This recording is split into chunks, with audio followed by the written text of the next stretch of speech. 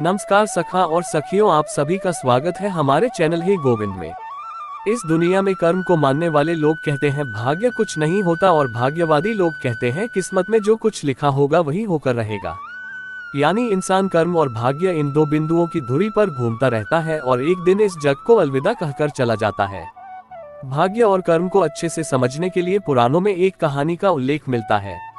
एक बार देवर्षि नारद जी बैकुंठ धाम गए। वहां उन्होंने भगवान विष्णु का नमन किया। नारद जी ने श्रीहरि से कहा, प्रभु, पृथ्वी पर अब आपका प्रभाव कम हो रहा है। धर्म पर चलने वालों को कोई अच्छा फल नहीं मिल रहा, जो पाप कर रहे हैं उनका भला हो रहा है। तब श्रीहरि ने कहा, ऐसा नहीं है देवर्षि, जो भी हो रहा है सब नियति के जरिए हो रहा है।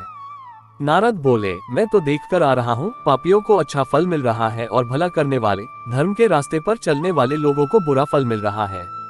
भगवान ने कहा, कोई ऐसी घटना बताओ। नारद ने कहा, अभी मैं एक जंगल से आ रहा हूँ। वहाँ एक गाय दलदल में फंसी हुई थी। कोई उसे बचाने वाला नहीं था। तभी एक चोर उधर से गुजरा।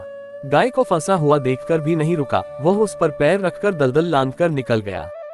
आगे जाकर चोर को सोने की मोहरों से भरी एक थैली मिली। थोड़ी देर बाद वहां से एक वृद्ध साधु गुजरा। उसने उस गाय को बचाने की पूरी कोशिश की। पूरे शरीर का जोर लगाकर उस गाय को बचा लिया, लेकिन मैंने देखा कि गाय को दलदल से निकालने के बाद वह साधु आगे गया तो एक गड्ढे में गिर गया। प्रभु, बताइए ये कौन सा न्याय है?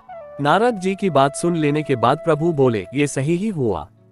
जो चोर गाय पर पैर रखकर भाग गया था उसकी किस्मत में तो एक खजाना था, लेकिन उसके इस पाप के कारण उसे केवल कुछ मोहरें ही मिली। वहीं उस साधु को गड्ढे में इसलिए गिरना पड़ा क्योंकि उसके भाग्य में मृत्यु लिखी थी, लेकिन गाय को बचाने के कारण उसके पुण्य बढ़ गए और उसकी मृत्यु एक छोटी सी चोट में बदल गई। इंसान के कर्म से उसका भाग्य तय होता है। इंसान को कर्म करते रहना चाहिए, क्योंकि कर्म से भाग्य बदला जा सकता है। अगर आपको कहानी अच्छी लगी तो चैनल को सपोर्ट करें। कमेंट में जय श्री हरि लिखें।